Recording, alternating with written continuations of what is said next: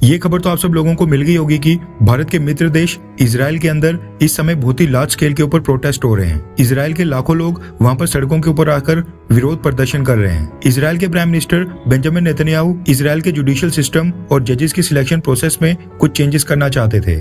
Reforms के बाद supreme court के जजेस की अपॉइंटमेंट में इजराइल की पार्लियामेंट में मेजॉरिटी वाली सरकार का कंट्रोल और भी बढ़ जाता और सरकार अपनी मर्जी के जजेस को अपॉइंट करवा पाती और एक सिंपल मेजॉरिटी से सुप्रीम कोर्ट की रूलिंग्स को ओवरराइड करने का अधिकार सरकार के पास आ जाता। लेकिन बेंजामिन नेतन्याहू की खुद की पार्टी के कुछ कैबिनेट मिनिस्टर्स इसके ऊपर राजी नहीं हुए। ऊपर से बेंजामिन नेतन्याहू के ऊपर हाल ही में कई सारे करप्शन के चार्जेस लगे हैं, जिनकी वजह से इजराइल की पब्लिक में उनकी इमेज को बहुत ही बड़ा नुकसान हुआ है। इजराइल के लोगों को लग रहा है कि बेंजामिन नेतन्याहू ये जुडिशियल रिफॉर्म्स इसलिए कर रहे हैं ताकि वो इजराइल के जुडिशियल सिस्टम को कंट्रोल कर सकें और इन रिफॉर्म्स के कारण इजराइल का जो जुडिशियल सिस्टम है वो काफी ज्यादा वीक हो जाएगा और फ्यूचर में अगर इजराइल की कोई सरकार नए कानून लाएगी तो फिर जुडिशरी यानी कोर्ट्स के पास उनको चैलेंज करने की पावर नहीं रहेगी। इजराइल की गवर्नमेंट में इसके कारण करप्शन बढ़ेगा और सारे नेता अपनी मनमर्जी करेंगे। देखा जाए तो बेंजामिन नेतन्याहू के खिलाफ जो भी करप्शन के चार्जेस लगे हैं उनमें से एक भी अभी तक प्रूव नहीं हुआ है, लेकिन इसके बावजूद उनकी इमेज पब्लिक में इतनी ज्यादा खराब हो चुकी है कि इजराइल के लोग बेंजामिन नेतन्याहू को पिछले अमेरिकन प्रेसिडेंट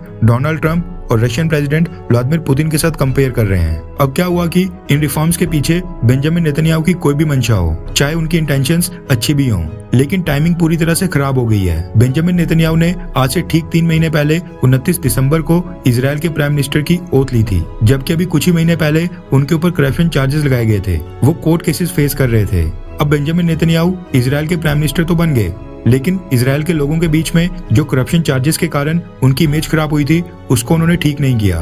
बेहतर होता कि वो पहले अपनी इमेज को सुधारते और उसके बाद कहीं जाकर जुडिशियल रिफॉर्म्स करने का प्रोसेस स्टार्ट करते। लेकिन बेंजामिन नेतन्याहू ने अपना कार्यकाल स्टार्ट करने के साथ ही जुडिशियल रिफॉर्म्स करने का मन बना लिया एंड आज उनको प्राइम मिनिस्टर बने 3 महीने भी पूरे नहीं हुए हैं और उनके खिलाफ इतने लार्ज स्केल के ऊपर प्रोटेस्ट इजराइल में स्टार्ट हो गए हैं, जो कि इजराइल की हिस्ट्री में आज तक कभी नहीं हुआ है। ये जो जुडिशियल रिफॉर्म्स बेंजामिन नेतन्याहू लाने की कोशिश कर रहे हैं, इसके ऊपर उनकी गवर्नमेंट के अंदर के कुछ लोग सहमत नहीं थे। इजराइल के डिफेंस मिनिस्टर ने बेंजामिन नेतन्याहू से कहा कि ये रिफॉर्म्स अभी के लिए पोस्टपोन कर दो, इनको नहीं करो।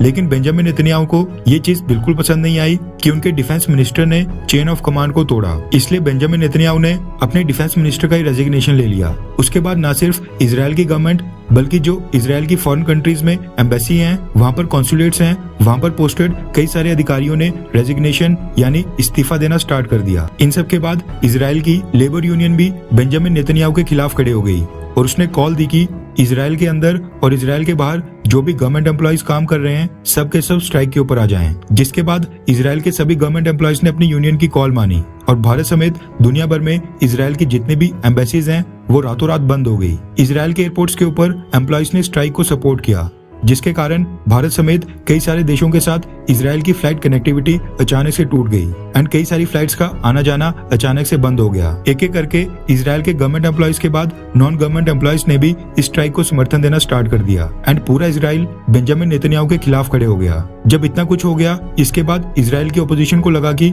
इजराइल की गवर्नमेंट इस समय काफी वीक है, इसलिए इजराइल की ओपोजिशन पार्टीज ने इजराइल की पार्लियामेंट, इजराइल की नेसेट में नो कॉन्फिडेंस मोशन लाया और बेंजामिन नेतन्याहू को अपनी सरकार की मेजॉरिटी प्रूव करने के लिए कहा। इजराइल के ओपोजिशन पार्टीज को लगा कि अभी कुछ एमपीज बेंजामिन नेतन्याहू के खिलाफ हैं और वो उनके खिलाफ वोटिंग करेंगे, लेकिन ऐसा नहीं हुआ और इजराइल के सभी एमपीज ने पिछले कल बेंजामिन नेतन्याहू को नो कॉन्फिडेंस मोशन में सपोर्ट किया एंड इस तरह से बेंजामिन नेतन्याहू की गवर्नमेंट गिरने से बच गई। इतना कुछ देखने के बाद अभी कुछ ही घंटे पहले खबर निकल कर आ रही है कि बेंजामिन नेतन्याहू ने जुडिशियल सिस्टम में रिफॉर्म्स को इंडेफिनिट टाइम के लिए पोस्टपोन करने का फैसला किया है। फिलहाल वो इजराइल के जुडिशियल सिस्टम में रिफॉर्म्स नहीं करेंगे। अब देखना ही होगा कि क्या ये स्ट्राइक्स इजराइल में बंद होती भी हैं या फिर नहीं।